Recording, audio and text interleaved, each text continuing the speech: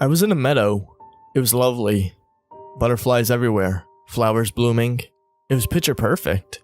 It almost seemed familiar. Is this the meadow that shouldn't be? The one that wasn't on the map but still pre-exists today? Yes. Yes. I believe it is. A herd of deer graze 50 feet away from me, birds flying in the air, their songs resonating. How could such a scary experience happen in such a peaceful place, I thought. I look around. No sign of the Reaper. Then, it appeared to me. Get out of my head, I told the Reaper. No. Why not? You are chosen, the Reaper answered.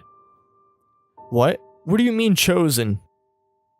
You are the messenger, the Reaper responded. What if I don't want to be?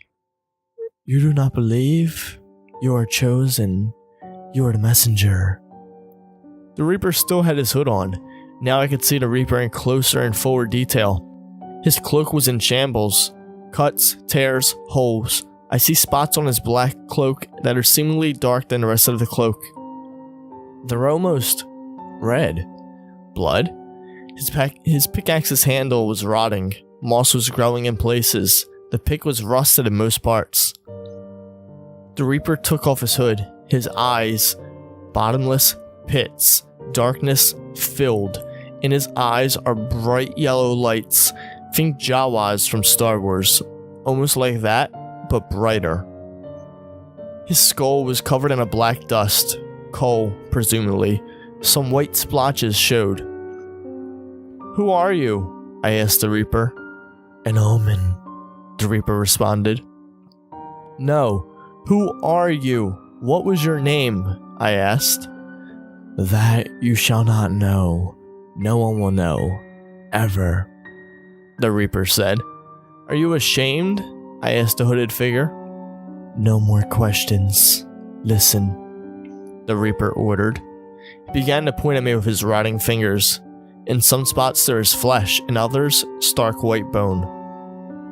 Over next week I will appear to you providing you with crucial pieces of information. Dates, places, times. You will listen and try to warn as many people as you can. Do you understand? The Reaper said. Yes. Good. He took his hood and pulled it over his bony head. He flew backwards and disappeared. I woke up in my bed. I checked the time. 12 o'clock a.m. What horrible thing is going to happen next? Which mine? Next time, I'm going to tell someone, even if it kills me. I get a notification from Mike on my phone.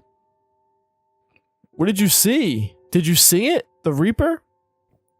Yes, he appeared to me in an open meadow. There's no meadow around here. I know. It doesn't show up on maps, yet it exists. I've seen it in my dreams. It was peaceful, tranquil.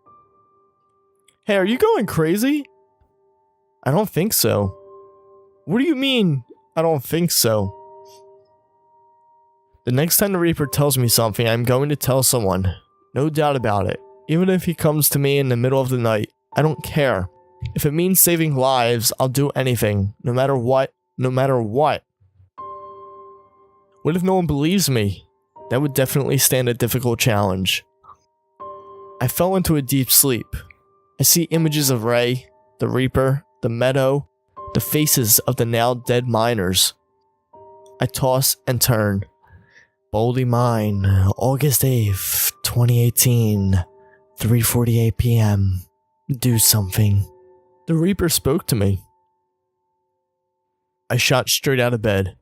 Here we go. I need to get to the owner of the Boldy Mine now. I text Mike. Mike, do you happen to know the owner of Boldy Mine? What the hell? It's 12 a.m., midnight. No, don't you know Jim? His friend owns it. Is something going to happen? I think so. I called Jim, the owner of the local mining supplies store. Hey Jim, can you give me the number of the owner of Boldy Mine? Maybe. I'll text it to you. What are you doing up so early? Something is going to happen. I don't know what, but something is going to happen. Sure, it's 970-542-7829. Thanks. This is the deciding moment, the teetering point, the junction, left or right, good or bad, right or wrong, life or death. If he picks up and doesn't believe me, lives will be wasted. I begin to type in a number. 970. What if he doesn't pick up? 542. I hope he believes me. 7829. He picked up. What do you want? Something is going to happen. Go home, you're drunk. No, I haven't been drinking. So what the hell do you want? I think another disaster is going to take place at your mine. What proof do you have? Nothing. Nothing but my word, sir. Do not let any of your workers work today. I'm serious. I am not the type to prank people. Okay, I guess. It's one day. Thank you, sir. Thank you. Thank you. I fell right back asleep knowing that lives are going to be saved. I am in the meadow again.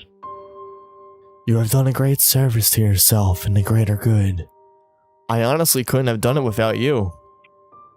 I wake back up. I check the time. 7 a.m. Now I wait and see. See if what I did changed anything.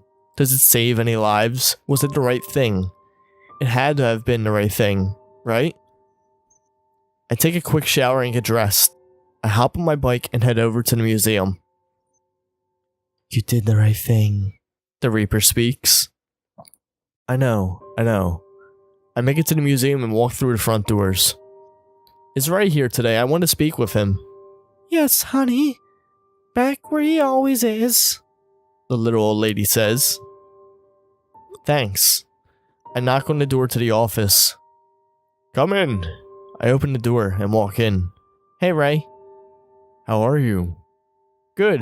I spoke with the Reaper. You did? Yes. He told me that today something is going to happen at Baldy Mine at 3:48 p.m. I told the owner of Baldy Mine about this and he gave all his men the day off. Good. Well, that's great. It truly is. How do you feel? Much better than last time I spoke with you. Much better. I left the museum and headed home.